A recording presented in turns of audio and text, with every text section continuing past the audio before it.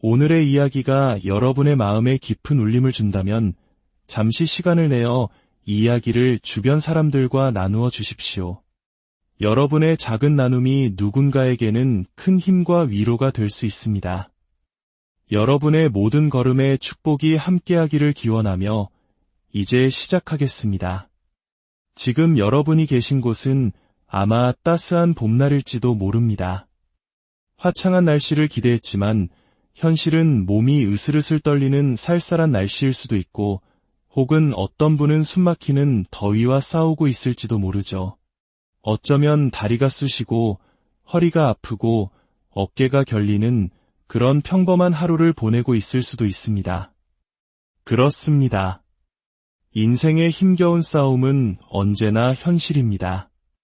절대로 쉬워지는 법이 없죠. 그렇기에 우리가 더 강해져야만 합니다. 의지력이라는 것을 어떻게 키울 수 있을까요? 제 삶을 돌아보면 제가 이룬 모든 것들은 사실 제가 하고 싶지 않았던 일들의 연속이었습니다. 매일같이 마주하는 모든 일들 앞에서 솔직히 말해 저는 세상에서 가장 게으른 사람 중 하나입니다. 하지만 역설적이게도 저는 이 세상 누구보다 가장 치열하게 노력하는 사람이기도 합니다. 이것은 자만이 아닙니다.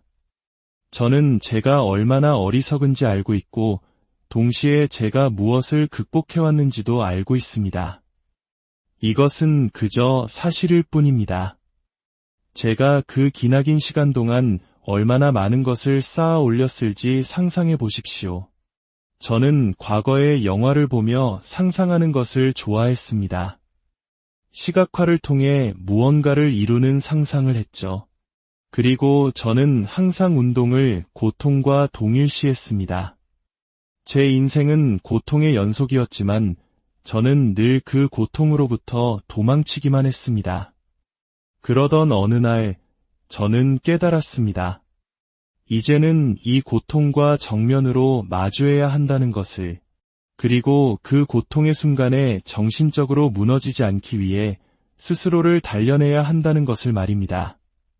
그때부터 저는 삶을 위한 훈련을 시작했습니다. 단순히 무거운 역기를 들기 위한 훈련이 아니었습니다. 제 정신을 단련하는 훈련이었죠. 저는 혹독한 자기 통제와 규율, 그리고 끝없는 반복을 통해 한 가지 사실을 스스로 깨우쳤습니다. 하기 싫은 일을 계속해서 반복하다 보면 당신의 마음에는 일종의 갑옷이 생겨납니다. 정신을 위한 갑옷 말입니다. 당신의 마음은 점차 고통에 익숙해집니다. 그래, 우리는 고통받는다. 매일 고통받는다. 원래 그런 것이다. 이렇게 받아들이게 되죠. 그러면 어느 날 진짜 힘든 일이 닥쳤을 때 당신은 이미 준비가 되어 있습니다. 저는 그렇게 의도적으로 불편한 상황에 저를 밀어넣기 시작했고 이제 그것은 제 삶의 방식이 되었습니다. 힘든 순간이 찾아올 때 제가 스스로에게 하는 이야기는 무엇일까요? 그것은 바로 과거의 기억 속으로 걸어 들어가는 것입니다. 끔찍한 날씨 속에서 억지로 달렸던 그날들, 밤늦게까지 하기 싫은 공부를 해야만 했던 그 시간들. 저는 지금 이 자리에 오기 위해 그 모든 것을 견뎌냈습니다. 그런데 이제 와서 바로 이 자리에서 포기하겠다고? 말도 안 되죠. 처음 체중을 감량할 때 제 몸은 망가질 대로 망가져 있었습니다. 뼈 마디마디가 쑤셨죠. 그래서 저는 자전거를 많이 탔습니다. 그리고 수영을 했습니다. 저는 수영을 잘하지 못했지만 물에 대한 공포를 이겨내야 했습니다. 저는 물이 너무나 무서웠기 때문에 오히려 물속에서 살아야만 했습니다. 물과 하나가 되어야 했죠.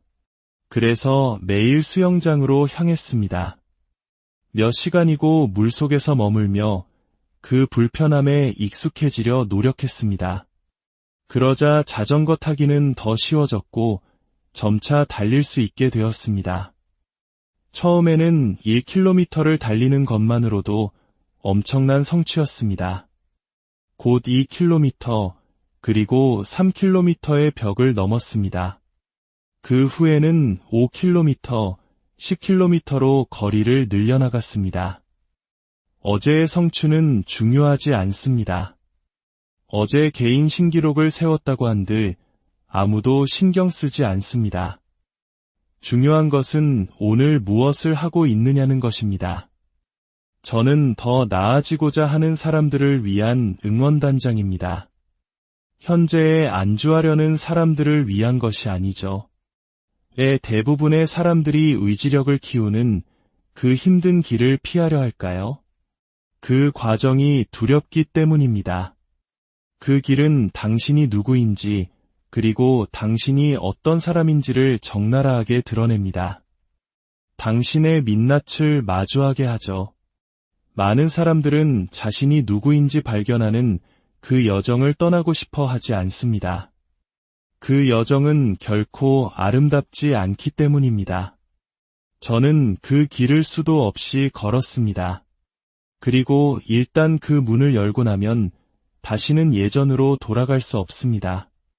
사람들은 묻습니다. 왜 아직 은퇴하지 않느냐고. 제가 지금까지 쌓아올린 이 강인한 의지력이 단순히 무릎이 좀 아프다는 이유로 저를 쉬게 내버려 둘 것 같습니까?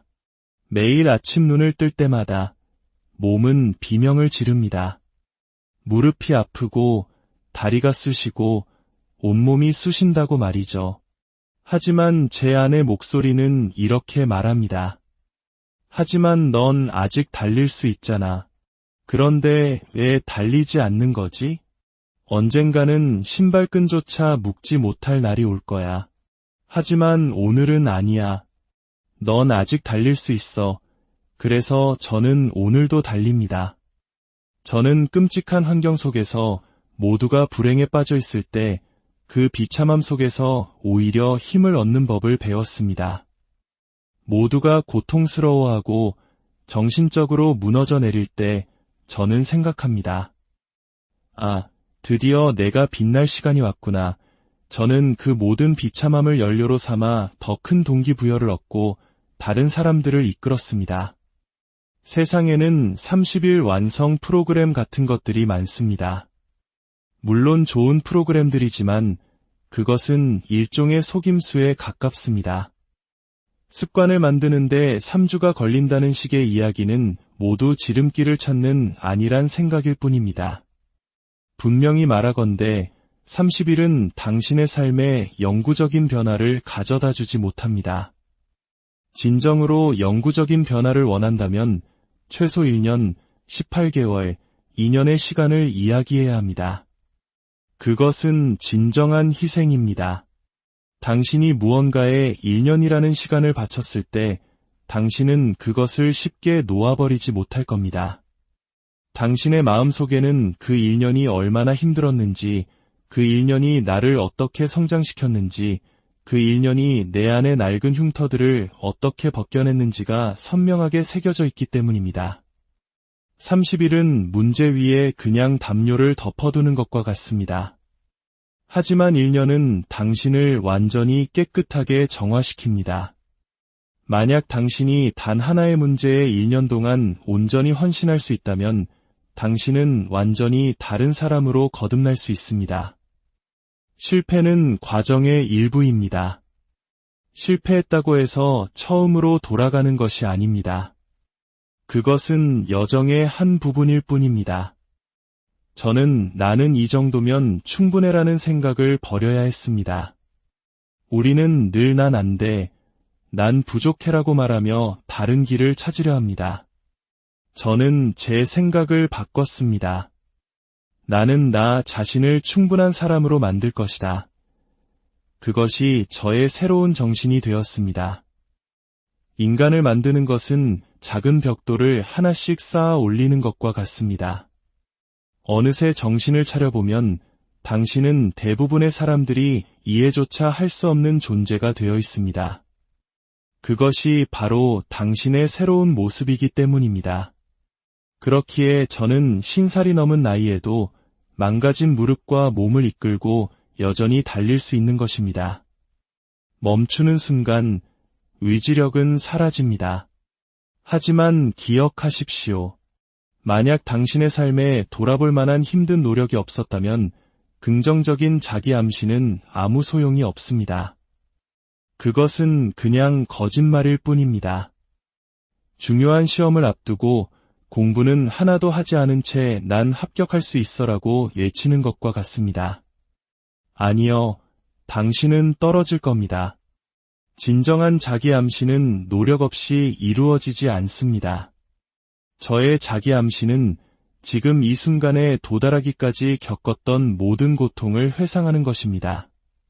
그리고 그 기억이 저에게 말해줍니다. 오늘 우리는 포기하지 않는다. 오늘은 아니다. 우리 사회에는 전염병이 하나 있습니다. 바로 모든 것에 대해 불평하는 전염병입니다. 시간이 없다고, 상사가 마음에 안 든다고, 남편이, 아내가 내 삶이 마음에 안 든다고 불평합니다. 하지만 우리는 그 문제를 해결하기 위해 아무것도 하지 않습니다. 뚱뚱하다고, 몸매가 엉망이라고 불평하면서 정작 당신은 무엇을 하고 있습니까? 이제 불평을 멈추고 행동을 시작해야 합니다. 당신의 문제에 대한 해결책을 찾으십시오. 문제의 일부가 되지 마십시오. 모든 행동에는 그에 상응하는 결과가 따릅니다. 당신이 하는 일이 불평뿐이라면 당신의 삶에는 아무것도 일어나지 않을 것입니다. 두려움은 수많은 사람들을 성공으로부터 멀어지게 만듭니다. 두려움은 오직 한 곳, 당신의 마음 속에만 존재합니다. 마틴 루터 킹에게는 꿈이 있었습니다. 두려움이 당신의 꿈을 망가뜨리게 두지 마십시오. 인생은 고통의 연속이냐고요? 그렇습니다. 삶의 일부는 반드시 고통스러워야 합니다. 제가 겪었던 모든 나쁜 일들, 2번의 심장수술, 수많은 비난들, 그 모든 것들을 뒤집어서 바라보는 법을 배운다면 그 안에는 엄청난 힘이 숨겨져 있다는 것을 알게 될 것입니다. 인생을 하나의 시험장이라고 생각해 보십시오. 당신이 어디로 가야 할지를 시험하는 훈련장이라고 말입니다. 고통은 삶의 진실이며 당신의 정신의 굳은 살을 박이게 하는 최고의 도구입니다. 어떻게 시작해야 할지 모르겠다고요? 당신은 너무 많이 생각하고 있습니다. 저는 트레이너를 찾거나 복잡한 계획을 세우지 않았습니다. 그저 먹는 양을 줄이고 밖으로 나가 걷기 시작했습니다. 신발을 신고 달리기 시작했고 헬스장에 가서 기구를 사용했습니다. 이건 로켓 과학이 아닙니다. 사람들은 오버트레이닝을 걱정하지만 오버트레이닝을 하려면 일단 훈련부터 시작해야 합니다. 아침에 일어났을 때 근육이 아픈 것은 당신이 과하게 훈련해서가 아니라 그냥 근육통이 있는 것뿐입니다. 당신의 머릿속에서 나와 너무 많이 생각하는 것을 멈추십시오. 저는 과거에 수많은 두려움 속에 살았습니다. 하지만 그 두려움들을 하나씩 마주하면서 저는 더 큰 용기를 얻었습니다. 물에 대한 공포를 이겨냈을 때, 실패에 대한 두려움, 타인의 시선에 대한 두려움을 이겨냈을 때 저는 더 강해졌습니다. 저는 제 안의 나약한 존재로는 이 여정을 통과할 수 없다는 것을 깨달았기에 제 안에 완전히 새로운 인간을 만들어내야 했습니다. 어떤 종류의 고통이나 고문도 견뎌낼 수 있는 사람으로 말입니다. 당신이 우울하거나 힘든 순간을 겪고 있다면 그것은 당신이 시험받고 있다는 신호입니다. 세상이 당신에게 보내는 신호를 알아차려야 합니다. 나는 지금 시험대에 올랐구나. 이 상황에서 나는 어떻게 행동할 것인가? 저는 당신이 저를 좋아하면서 현실에 안주하는 것보다 저를 미워하더라도 더 나은 사람이 되기를 바랍니다. 우리는 스스로가 얼마나 노력하고 있는지에 대해 거짓말을 하곤 합니다. 한 달 동안 열심히 운동했는데 결과가 보이지 않는다고 실망합니다. 시험을 앞두고 30분 공부하고는 기대했던 성적이 나오지 않았다고 좌절합니다. 대체 무엇을 기대한 겁니까? 당신은 더 노력해야 합니다. 스스로에게 이만하면 충분해라고 말하는 것을 멈추십시오. 나는 다른 모든 사람들보다 더 노력하고 있어. 나는 더 많은 것을 하고 있어 라는 압도적인 느낌이 들기 전까지는 결코 충분한 것이 아닙니다. 몇 주 전, 저는 헬스장에서 운동을 하고 있었습니다. 한 프로 농구 선수가 트레이너와 함께 들어왔습니다. 트레이너가 평소 하던 12회 대신 15회를 하자고 했을 때 그 선수는 불만 가득한 태도를 보였습니다. 그 순간 저는 왜 그가 후보 선수인지 명확하게 깨달았습니다. 그 최소한만 하려는 태도가 당신을 평생 벤치에 앉혀둘 것입니다. 중요한 것은 그가 하지 않은 3개의 반복 횟수가 아닙니다. 당신을 더 나은 사람으로 만드는 것은 바로 그 추가적인 3번의 노력 속에 있습니다. 절대로 최소한에 만족하지 마십시오. 강인함을 유지하십시오. 독하게